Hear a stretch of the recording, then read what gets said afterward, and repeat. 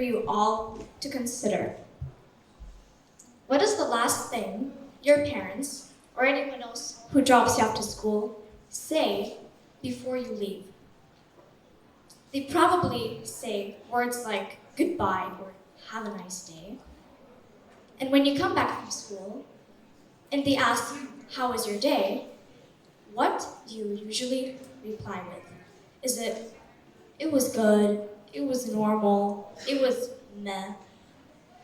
Do you ever reply, school was fantastic, school was amazing? Or do you ever, maybe everything annoyed you, maybe you bumped your head into a locker, or you stressed too much and failed your test, or almost fell asleep in class. Your day is not a good one. But remember those good school days. You aced your test, you had a friendly chat with the teacher, and laughed a lot. That day was great. So what can be improved in school life? What can we learn from other countries, cultures, different times of all around the world to make community life and school life better? How to experience a fantastic day at school? Well, to research this, I needed to dive into a very broad topic. We're talking about schools of cultures, countries, of different times. What I found was weird. Some of it surprised me. Some of it made me jealous, inspired me. So to sum it all up, I needed to share these ideas with you, which make school better than fine. Less stress. One thing that we all experience in school is all the stress. Stress from homework, tests, exams, basically everything. This is what other schools do to cope with student stress. Lots of Australian schools let students take off their shoes during lessons because it relaxes them and makes them more focused. Lots of schools also use bubble wrap to relax students before very important tests or exams. Some schools even bring dogs before very important exams so the students could pet them and feel relaxed before something very important. A preschool in Japan actually collects rainwater into a big puddle where preschoolers and students can play in and feel more fresh. Improving positivity, not negativity. A lot of students, they can feel negativity during school or just being in a bad mood. But some schools have decided on a lot of solutions they could do to solve that. A lot of schools don't allow teachers to use red pen for marking mistakes because they say it brings negativity to the students. They're not forbidden to wear red clothes. This is how a class manages their charges. One preschool in California has a slide connecting the classroom and it's outside, but surprise, surprise, this isn't only for preschools. Even some universities have slides. Improving learning. Like for us, schools have hundreds of ideas of how to improve learning experience for students. One school decided to show the actual periodic chemical table, which I think is pretty cool and informative. This school decided to sell school supplies instead of snacks. I think that is much healthier.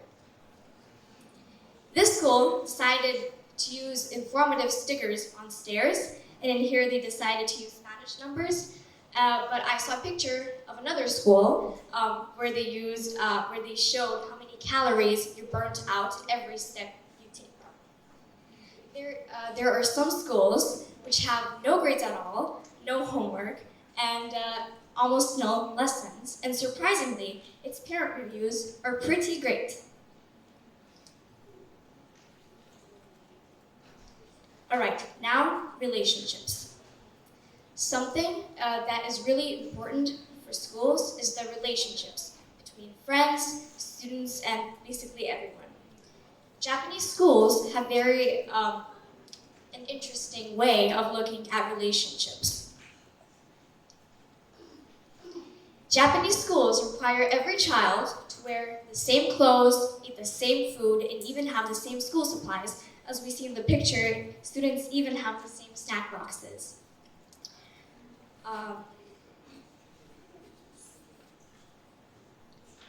I am not suggesting uniforms, yet I think clothing can actually help us realize and see relationships of each other.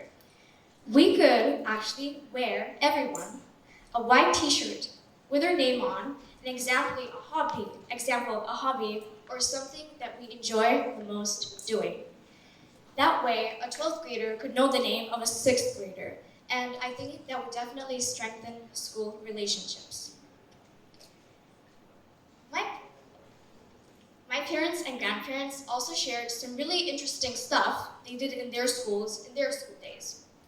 My grandma, when she was about, there was a picture there, when she was about 12, she had, if this was required, she had to paint the walls of her classroom, and it was not like just sketching anything. They had to use this really like brown sticky color, and it was not something she had enjoyed. Also, my parents, they said that they had to mop the floors of their classroom, like mop the floors, wash the windows, brush everything. So instead of the cleaning ladies, they were the ones cleaning. I think it was not something they really highly enjoyed, and I agree with that, but they said it improved their discipline and skills they would later need in real life. Some schools have things that are not really options. They have kind of rules that they use. I think a few ideas we could use in our schools is, I have a few ideas we could use, which would be very, very simple to do. The first one is bubble wrap. I think it would be quite cheap and very effective for some students. Also, informative stares. For me, learning through everyday objects is much better than just staring at a textbook. So I think this could have a very positive outcome. Like I said before, some schools have not really options, they have rules that students have to follow. So, for example, I've heard of one school which doesn't let students have best friends because they say it distracts them with all the friendship breakups, arguments, and stuff like that.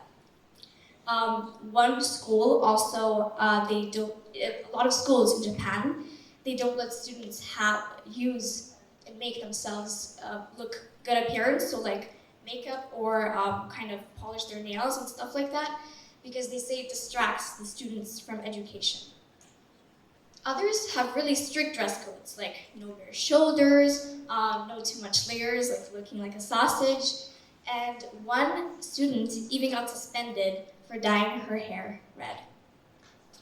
I don't know about you, but I think this kind of limits the students from expressing themselves. So I really think we need to appreciate what our school has.